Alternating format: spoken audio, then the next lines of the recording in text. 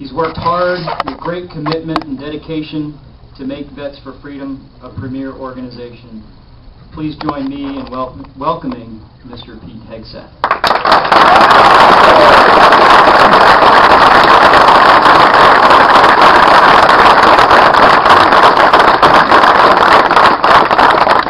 This looks to me like a room full of patriots right here.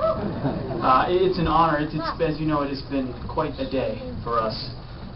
But it was incredibly compelling to see the community groundswell support from the folks in Forest Lake, who came out on short notice when we couldn't go to the high school and came out to the American Legion to support our guys.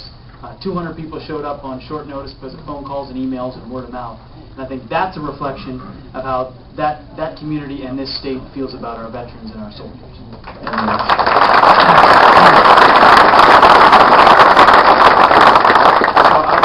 Fort Snelling for having us, Congressman Klein, Representative Detmer, who I did indeed learn how to wrestle from. He is an outstanding teacher and representative and really has fought the fight for us here in Forest Lake today as we've dealt with some unfortunate circumstances. So thank you, Representative. And I also want to thank my wife, Meredith, who's somewhere tucked in the back there. But as everyone else has mentioned, she represents the families that are here at home that provide that support and do so much that goes unnoticed. And they are the silent soldiers of this conflict, and they serve, as the General said, right alongside us. So, thank you to all the families.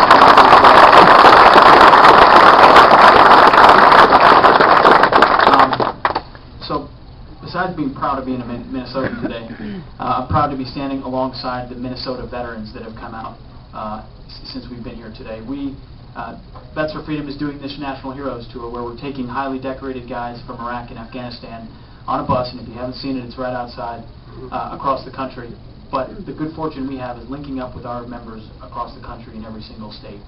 And I got to tell you, to have guys like Michael Bauman, wherever he went, leading your efforts, it's really makes our job very easy. We've got men like him and others who are taking the lead in the state to really make the case about why it's important that we honor the sacrifice of our veterans and complete the missions that we've started and honor the sacrifice of those that we've lost on the battlefield. So I want to recognize Lieutenant Colonel Bauman, Staff Sergeant David Thule, up front, a member of the Red Bulls, Minnesota National Guard, 22 months in 16 months. Colonel Joe Refke has been with us today as well. Where are you, Colonel? He's right in the back, 101st Staff. Jason Meseros right here, who is an intel guy, so always a good guy. And also, he's not with us today, but he's been a buddy of mine for a long time. I got to recognize Sergeant Jeremy Hageman here, who was a Marine and is now a soldier. We want to do the Marine today. I thought I'd bust his chops about it, so I figured I'd do it here in private. But and I also want to thank Marilee and the Families United folks for what they do, and everybody that made an effort to get the word out. I also want to thank John Hinderaker and Scott Johnson of Powerline, who put the word out.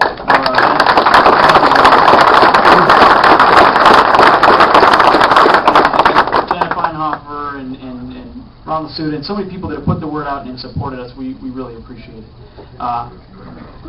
But that's what I also want to thank. Before I forget, and David will touch on this as well, is the veterans of previous generations, those that have paved the way, the guys that put their life on the line so that we could be here tonight against enemies across the spectrum around the world. And you know, we were out at Fort Snelling Cemetery, and it is daunting when you look out over those tombstones and realize the price of our freedom and how many we have sacrificed to ensure that we're here today, to ensure that protesters can do whatever it is they're doing, and that we can meet in peace and talk about what's really happening on the ground overseas. So we thank you, veterans of previous wars, for all that you've done, and we couldn't do it.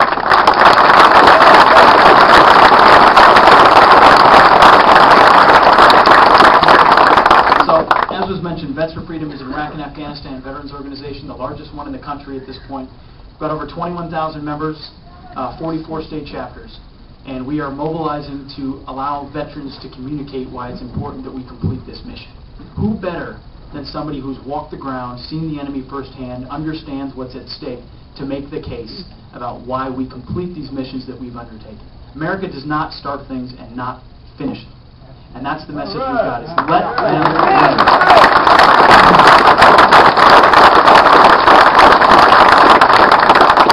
I served in Iraq with the 101st Airborne in 2005 to 2006, but I recently went back 3 weeks ago to Baghdad as a reporter, embedded with a unit, so I could see the ground that I walked in 2005 and see what it looks like today.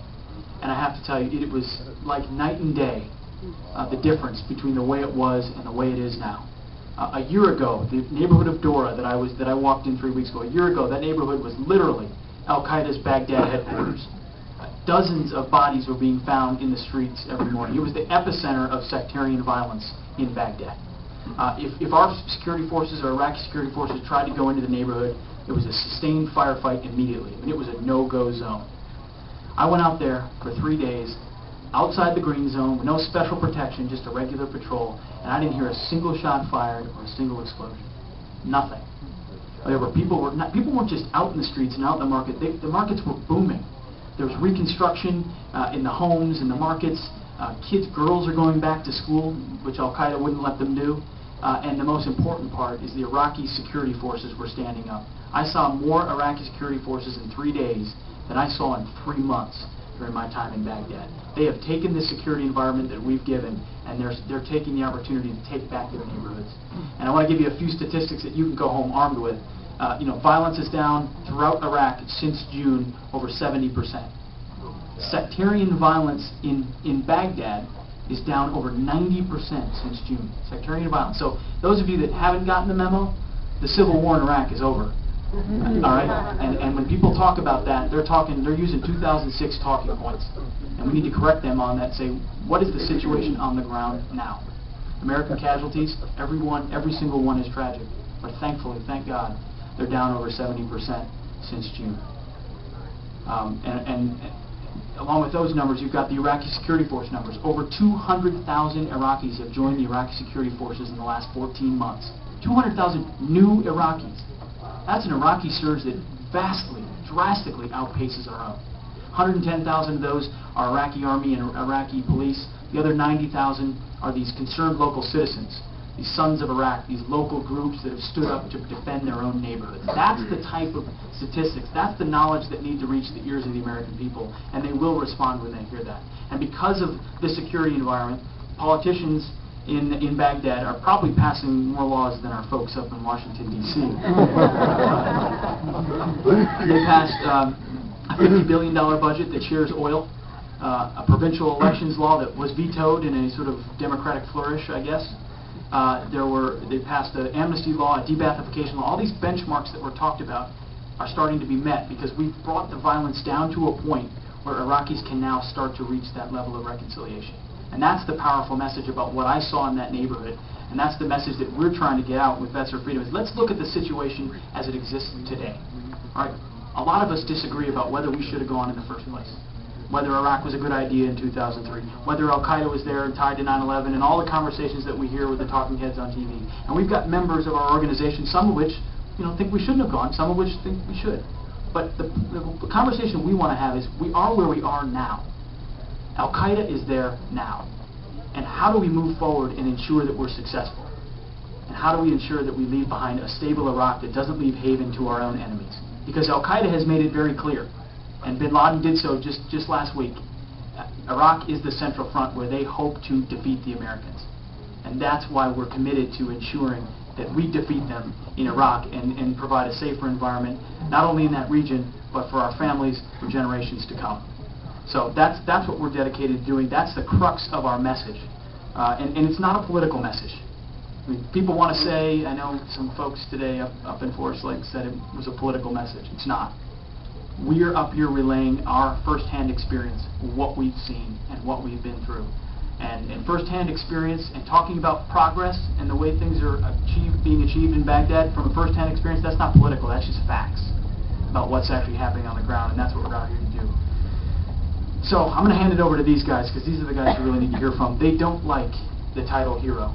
And every these guys, they usually get up and preface their speech by saying, I don't want to be called a hero, so I'm going to cut that off. Because most guys that serve don't like that title because they don't consider themselves a hero. They're just doing their job for the guy to the right of them and the left of them. But the fact of the matter is, America needs heroes. We hear enough about Britney Spears. And we need to hear more about David Bellavia, Jeremiah Workman, and Tom Parks. Those need to be our heroes.